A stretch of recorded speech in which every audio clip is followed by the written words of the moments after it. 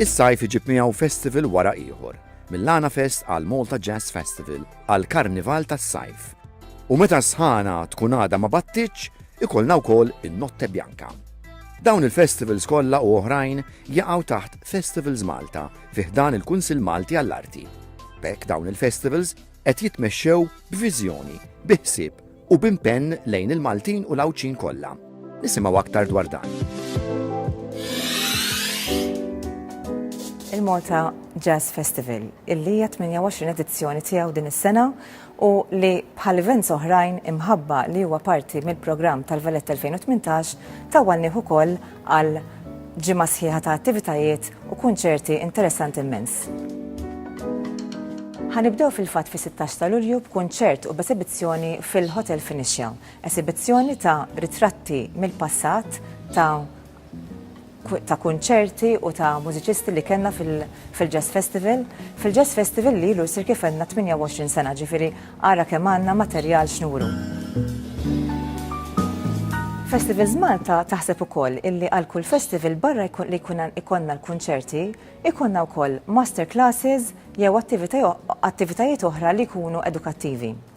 Għal Jazz Festival din is-sena għandna master classes li ħajsiru kuljum u li ta' min jgħid illi hemm l-applikazzjonijiet li diġà fetħu għalihom u dawk il-mużiċisti li huma interessati jistgħu japplikaw.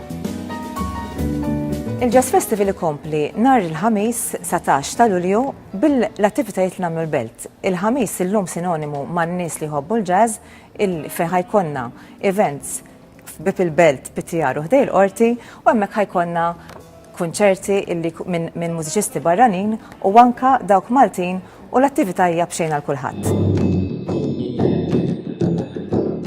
Issa ħanitkellmu fuq il-Malta International Arts Festival, festival li ilu għaddej bosta snin, festival li jibda mill-29 ta' Ġunju sal-15 ta' Lulju. Festival li jiċċelebra diversi forum ta' arti. Fil-fatt dis-sena il-festival huwa ikbar mis-soltu għaliex anke huwa parti mill-programm tal-Valletta 2018. Fid-29 ta' Ġunju ħajkonna l-opening tal-festival. L-opening ħajkun jikkonsisti minn l-exhibition ta' Reza Degati illi jisimha Exile Voices, exhibition partikolari ħafna li ħatkun il-President's Palace u ħajkonna wkoll Kubu. Kubu hija huwa proġett li bdejnieh is-sena l-oħra fejn kellna l-Big Band Brothers fuq struttura li tiċċaqlaq u li dis-sena minflok ħatkun Pitti San Ġorġ kif is-sena l-oħra ħatkun bib il-Belt. Il-festival ikompli b'diversi programmi, b'diversi attivitajiet u avvenimenti, però dis-sena għandna xi ħaġa speċjali.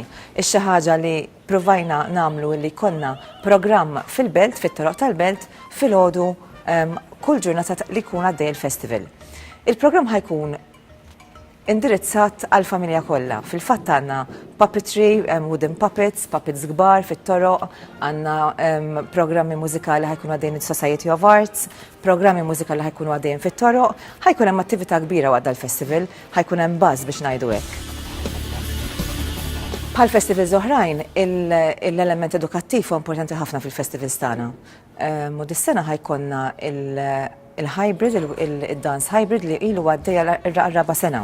Il-dance hybrid huwa programm huwa workshop għaż-żeffina Maltin u anka n-nies barranin li qed joqogħdu Malta, dawk kollha li jridu jattendu illi ikun għaddej tul il-ġranet tal-festival. Il-highlights tal-festival jinkludu Concert Kabaw li hija waħda mill-aqwa orkestri fid-dinja illi ħassir fl-ewwel ta' Lulju ġol Manuel Theatre. Ħajkonna dance performance illi ilha għaddejja l-bosta snin imma għalija proġett li huwa qawwi ħafna jismu Political Mother minn Dance Company Ħofex.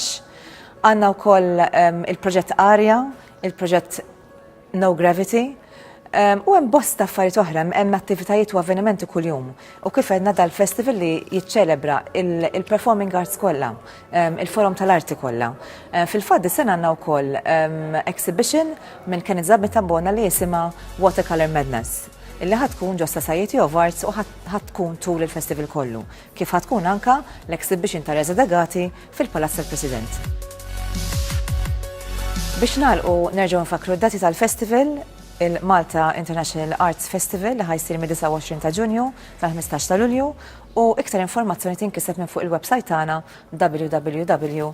www.maltainternationalartsfestival.org.